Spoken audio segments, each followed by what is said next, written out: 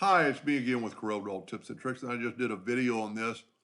And now I thought, we've actually taken the extrude so far that we can't really see um, the um, the inside. So we'll make it.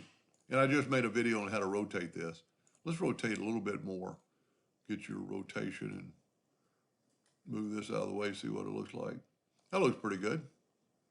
So now I thought it'd be better if we added some shadows to these other parts.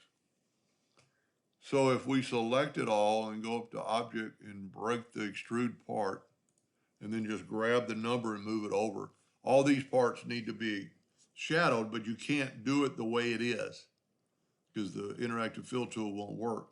So we need to left click, right click. My nudge factor is set on 8 inches. Let's change it to like 6.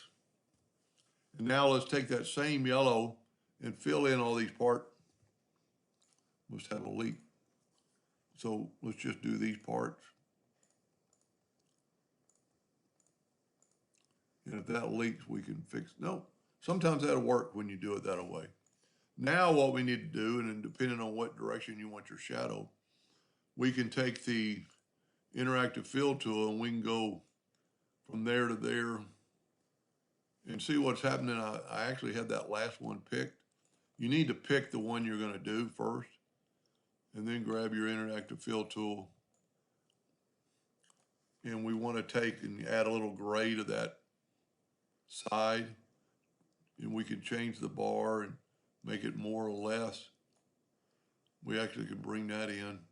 That looks pretty good. Now, what's so easy about this, you can take the attribute eyedropper tool, take a sample of that and put it in each one of these spots.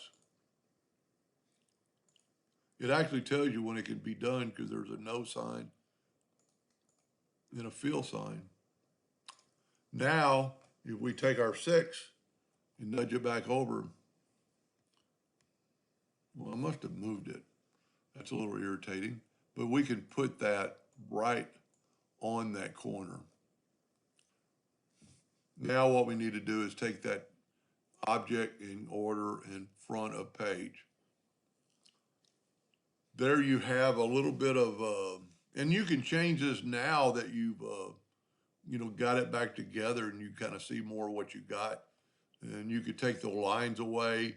Let's just see what it looks like with no line. I grab the freehand pick tool. Let's take it, right click and no lines. Gives it a definite look. I like the line. We could actually make the lines a little thicker.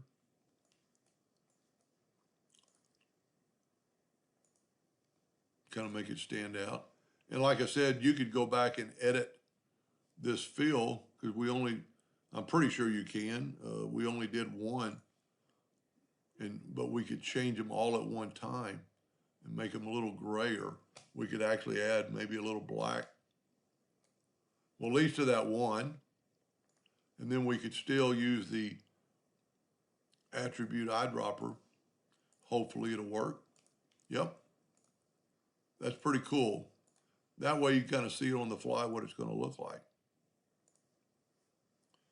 Anyway, I hope that helped a little bit, and thank you for watching.